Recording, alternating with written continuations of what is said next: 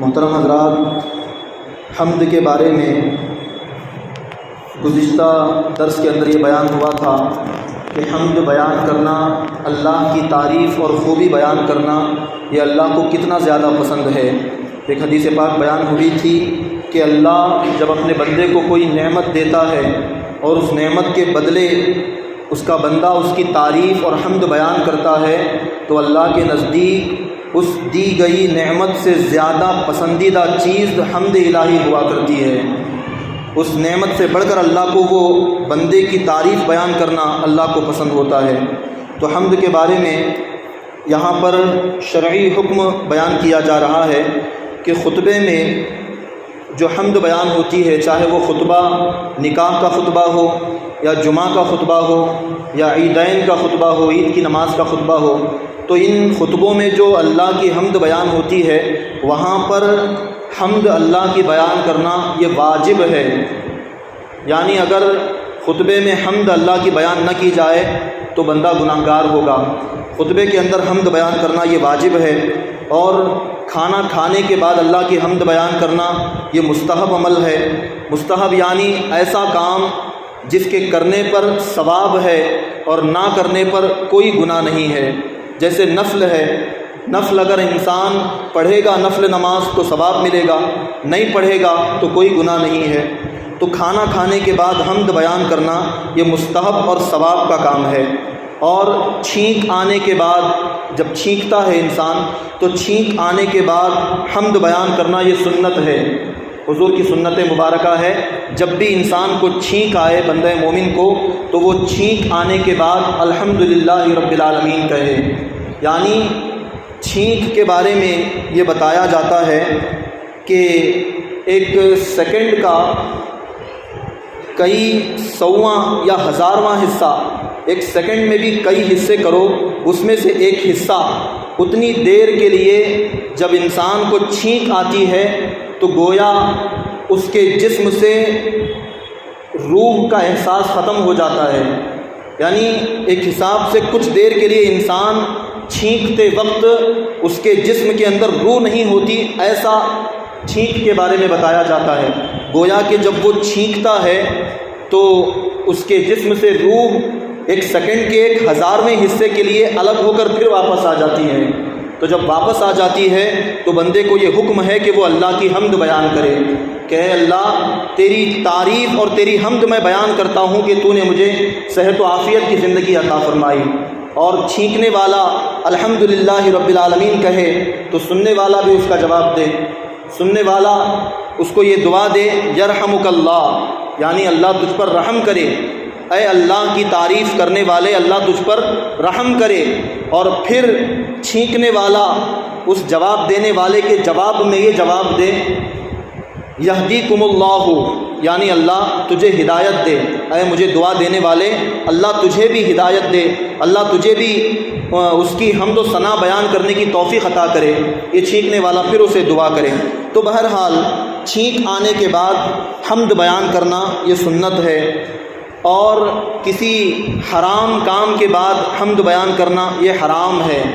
جیسے اگر کسی نے کوئی حرام کام کیا، جیسے چوری کیا، چوری میں لاکھوں کا مال ہاتھ میں آیا، تو اس چوری کرنے کے بعد اگر وہ حمد اللہ کی بیان کرتا ہے کہ اللہ تیرا شکر ہے کہ تو نے مجھے اتنا مال عطا کیا، تو یہ حرام کام کے بعد اللہ کی حمد بیان کرنا یہ حرام ہے۔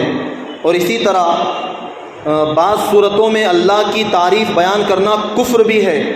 یعنی ایسا کوئی کام جو شریعت میں کفر ہے، جیسے مثال کے طور پر غیر اللہ، یعنی کسی بت کے سامنے، کسی مندر میں بت کے پاس چلا گیا اور وہاں جانے کے بعد اس کی پوجا پاٹ وغیرہ جو کرنا تھا وہ کیا، اور اس کے بعد پھر اللہ کی حمد بیان کرتا ہے کہ اے اللہ تو نے مجھے یہ کام کرنے کا موقع دیا، تیرا شکر ہے۔ نعوذ باللہ، اگر ایسا کام کفر کرنے کے بعد حمد بیان کرتا ہے تو یہاں پر اللہ کی حمد بیان کرنا بھی کفر ہو جائے گا۔ تو بہرحال حمد الہی بہت عظیم چیز ہے، لیکن جب جیسا عمل کرے گا ویسا اس کا حکم بدلتا جائے گا، کبھی واجب ہے، کبھی سنت، کبھی مستحب، کبھی حرام اور کبھی کفر تک اس کا معاملہ چلا جاتا ہے۔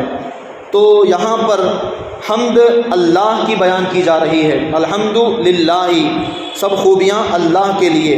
اب یہ لفظ اللہ جو ہے اس کے بارے میں بیان کرتے ہیں کہ لفظ اللہ اس ذات اعلیٰ کا عظمت والا نام ہے جو تمام کمال والی صفتوں کی جامع ہے۔ تمام کمال والی خوبیاں جس رب کے اندر پائی جاتی ہیں اس کا عظمت والا نام لفظ اللہ ہے۔ اور بعض مفسرین نے اس لفظ کے معنی یہ بھی بیان کیے ہیں، جیسے اس کا ایک معنی ہے عبادت کا مستحق، اللہ کا لفظ اللہ کا معنی عبادت کا مستحق۔ دوسرا یہ بھی معنی ہے وہ ذات جس کی معرفت میں عقل حیران رہ جاتی ہے، ایسی ذات جس کو پہچاننے میں، جس کو سمجھنے میں عقل حیران رہ جاتی ہے، ایسی ذات کا نام لفظ اللہ ہے۔ اور تیسرا معنی یہ بھی ہے وہ ذات جس کی بارگاہ میں سکون حاصل کیا جاتا ہے، یعنی اللہ کی بارگاہ میں جب بندہ آتا ہے تو اسے سکون میسر آتا ہے، تو ایسی بارگاہ جس بارگاہ میں جا کر سکون میسر آئے اس عظمت والے رب کی بارگاہ کا نام لفظ اللہ ہے۔ اور چوتھا معنی یہ بھی بیان کیا گیا ہے کہ وہ ذات کہ مصیبت کے وقت جس کی پناہ تلاش کی جائے، مصیبت کے وقت جس کی پناہ مانگی جائے، ایسی ذات کا نام اللہ ہے۔ تو بہرحال یہ لفظ اللہ کی تحقیق بیان کی گئی ہے۔ اور اس کے بعد الحمدللہ رب العالمین، سب خوبیاں اس اللہ کو جو سارے جہان والوں کا مالک ہے، سارے جہان والوں کا مالک۔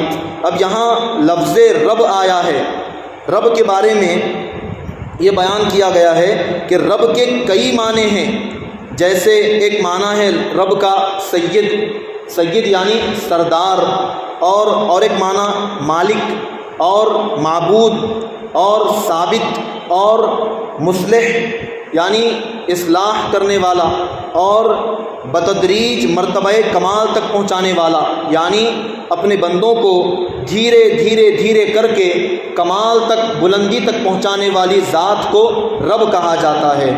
رب کا ایک مشہور معنی پالنہار، پالنے والا، یعنی ایسا رب جو ساری دنیا کو، سارے جہان کو پال رہا ہے، ساری دنیا والوں کی جو ہے وہ پرورش کر رہا ہے، ان سب کو پال رہا ہے، سب کو روزی دے رہا ہے، اس ذات کا نام رب ہے۔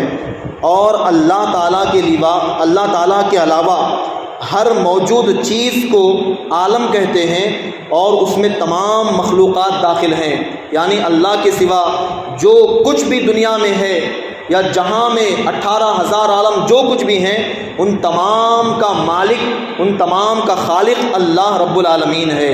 تو یہ رب العالمین کا معنی ہوا۔ اور اس کے بعد دوسری آیت الرحمن الرحیم، سورہ فاتحہ کی دوسری آیت، بہت مہربان رحمت والا۔ الرحمن یعنی بہت مہربان، رحمان اور رحیم اللہ تعالیٰ کے یہ دو صفتی نام ہیں، دونوں صفتی نام ہیں۔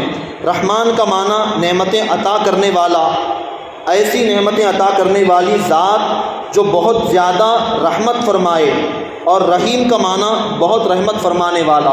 رحمان نعمتیں عطا کرنے والا، رحیم رحمت، بہت رحمت فرمانے والا۔ اسی وجہ سے یہ اللہ کی صفتی نام ہے۔ اگر کسی کا نام رکھنا ہے تو رحمان کسی کا نام نہیں رکھیں گے، رحیم کسی کا نام نہیں رکھیں گے، بلکہ نام رکھنا ہے تو عبد الرحمن، یعنی نعمتیں عطا کرنے والے رب کا بندہ عبد الرحمن۔ اسی طرح عبد الرحیم یعنی بہت رحمت فرمانے والے رب کا بندہ عبد الرحیم۔ اور ایسے ہی سلام بھی اللہ کا صفتی نام ہے، عبد السلام نام رکھیں گے، سلام نام نہیں رکھیں گے۔ منان اللہ کا صفتی نام ہے، تو نام اگر رکھنا ہے تو عبد المنان رکھیں گے۔ جتنے بھی اللہ کے صفتی نام ہیں ان تمام ناموں کے ساتھ لفظ عبد لگانا ضروری ہے، تبھی جا کر نام کا معنی صحیح ہو سکتا ہے۔ یاد رہے کہ حقیقی طور پر جو نعمتیں عطا کرنے والی ذات ہے وہ اللہ ہی کی ذات ہے، چاہے نعمت کیسی بھی ملے، کہیں سے بھی ملے۔ اگر مثال کے طور پر اگر کوئی بھیک مانگنے والا مانگ رہا ہے، اسے اگر کسی نے اپنے جیب سے نکال کر ایک سکہ یا ایک نوٹ دے دیا تو یہ اسے عطا کرنے والی ذات بھی اللہ کی ذات ہے۔ وہ کیسے؟ وہ اس طرح کہ اس آدمی کے دل میں دینے کا جذبہ جو پیدا ہوا یہ اللہ تعالیٰ نے پیدا کیا ہے۔ اگر اللہ وہ جذبہ نہ پیدا کرتا تو یہ نہ دیتا تو اسے ملتا کہاں سے؟ تو اسی طرح جس کو بھی جب بھی جو بھی جہاں بھی نعمت ملتی ہے حقیقت میں وہ اللہ تعالیٰ ہی عطا کرتا ہے۔ وسیلہ کوئی بھی ہو، ذریعہ کوئی بھی ہو، کبھی وسیلہ اللہ کے ولی بھی ہوتے ہیں، کبھی ہم اللہ کے محبوب مصطفیٰ جان رحمت کے وسیلے سے مانگتے ہیں، تو وسیلہ چاہے کوئی بھی ہو لیکن نعمتیں عطا کرنے والی ذات اللہ کی ذات ہے۔ اگر اللہ نعمت عطا کرے اور اگر اس کے پاس استعمال کرنے کی قدرت نہ ہو تو پھر کیا ہوگا؟ اگر اللہ نے ہمیں نعمتوں کو استعمال کرنے کی طاقت دی ہے تو یہ نعمت بھی ہمارے لیے اللہ تعالیٰ کی طرف سے ہے۔ بہت سارے ایسے بندے ہیں کروڑوں روپے کے مالک ہیں مگر کھا نہیں سکتے، بیمار ہیں، کچھ بھی کھا پی نہیں سکتے، تو یہ اللہ تعالیٰ کی نعمت سے وہ فائدہ بھی نہیں اٹھا رہے ہیں۔ اگر اللہ نے صحت، تندرستی اور نعمتوں کو استعمال کرنے کی طاقت اور صلاحیت دی ہے تو حقیقت میں یہ بھی اللہ تعالیٰ کی طرف سے بہت بڑی نعمت کہلاتی ہے۔ تو اللہ تعالیٰ نعمتیں ضرور اپنے بندوں کو عطا فرماتا ہے، بس بندے کو جلد بازی سے کام نہیں لینا چاہیے۔ جلد بازی کے بارے میں حضرت مولائے کائنات علی مرتضیٰ کی ایک چھوٹی سی حکایت یاد آ رہی ہے۔ ایک مرتبہ حضرت علی گھوڑے پر سوار ہو کر آئے، نماز کا وقت تھا، نماز کے لیے جانا چاہے تو گھوڑے کی حفاظت کے لیے انہوں نے ایک آدمی کو کہا کہ تم گھوڑے کی حفاظت کرو، میں نماز پڑھ کے آتا ہوں۔ آپ چلے گئے، نماز پڑھ کے واپس آئے تو دیکھا کہ گھوڑا تو موجود ہے لیکن گھوڑے کے اوپر جو زین ہوتی ہے، بیٹھنے کے لیے جو چادر کی طرح زین بچھاتے ہیں، وہ زین غائب ہے، آدمی بھی غائب ہے۔ حضرت علی دیکھتے ہیں کہ وہ آدمی نظر نہیں آیا تو آپ چلے گئے بازار میں، تھوڑی ہی دور بازار تھا، وہاں گئے تو کیا دیکھا کہ وہی گھوڑے کی زین جو حضرت علی کی تھی، وہی زین اس بازار میں 2 درہم میں بک رہی ہے۔ 2 درہم میں وہ زین بازار میں بک رہی ہے۔ اور حضرت علی جب نماز پڑھنے گئے تو یہ نیت کر کے گئے تھے کہ یہ آدمی جو میرے گھوڑے کی حفاظت کر رہا ہے میں اسے 2 درہم دوں گا، جو یہ کام کر رہا ہے میرا کام، اس کے بدلے میں 2 درہم اس کو دوں گا، یہ نیت کر کے گئے تھے، مگر وہ زین چوری کر کے بھاگ گیا اور جا کے وہ زین بازار میں بیچ کر فرار ہو گیا۔ اب حضرت علی بازار میں پہنچے، وہی زین 2 درہم میں بک رہی تھی، تو آپ نے 2 درہم دے کر زین کو خرید لیا اور واپس چلنے لگے۔ تو یہاں پر حضرت علی نے یہ فرمایا کہ اس آدمی نے جلد بازی سے کام لیا، حالانکہ اس کو 2 درہم تو ویسے بھی ملنے ہی والے تھے، میں اسے 2 درہم بدلے میں عطا کرنے ہی والا تھا، لیکن وہ جلد بازی کی وجہ سے میری زین چرا کر بھاگ گیا اور وہ زین بیچ کر وہ پیسے کمایا۔ اور زین جب اس نے بیچا تو 2 درہم میں تو نہیں بیچا ہوگا، 2 درہم میں تو نہیں بیچا ہوگا، کیونکہ مجھے بیچنے والا 2 درہم میں دے رہا ہے تو اس نے اور کم میں خریدا ہوگا۔ تو گویا کہ اس چور کو 2 درہم سے بھی کم پیسہ ملا، اگر صبر کر لیتا تو 2 درہم پورے مل جاتے، اور وہ بھی کیسے ملتے؟ حلال طریقے سے ملتے، لیکن اس نے جلد بازی کر کے وہی کمایا، بلکہ اس سے کم کمایا، وہ بھی حرام طریقے سے کمایا۔ اللہ تعالیٰ رزاق ہے، وہ بندے کو ضرور رزق دیتا ہے، لیکن جو ذریعہ تمہیں تلاش کرنا ہے وہ تمہارے ہاتھ میں ہے کہ تم حلال ذریعہ تلاش کرتے ہو یا حرام ذریعہ تلاش کرتے ہو۔ تم جیسے بھی تلاش کرو رزق تو تمہیں ملے گا، لیکن حلال اگر ملے گا، حلال کے ذریعے جاؤ گے تو ثواب ملے گا، اور حرام کے ذریعے کماؤ گے تو عذاب ملے گا۔ اور حلال کماؤ گے تو اللہ اس میں برکت بھی عطا کرے گا، حرام کماؤ گے تو برکت بھی ختم ہو جائے گی۔ حلال کھاؤ گے تو تمہاری نسلیں آباد رہیں گی، حرام کھاؤ گے تو نسلیں برباد ہو جائیں گی۔ ذریعہ تمہیں تلاش کرنا ہے۔ تو حضرت علی کی اس حکایت سے یہ سبق ملتا ہے کہ جلد بازی سے کام لینے کی بجائے صبر اور شکر کے ساتھ اگر حلال ذریعے سے رزق کمایا جائے تو اللہ تعالیٰ روزی ویسے بھی عطا فرمائے گا اور اس میں برکتیں بھی عطا فرمائے گا۔ تو یہ حمد کے بارے میں اور لفظ اللہ اور لفظ رب اور لفظ الرحمن الرحیم کے بارے میں کچھ باتیں یہاں پر بیان کی گئیں۔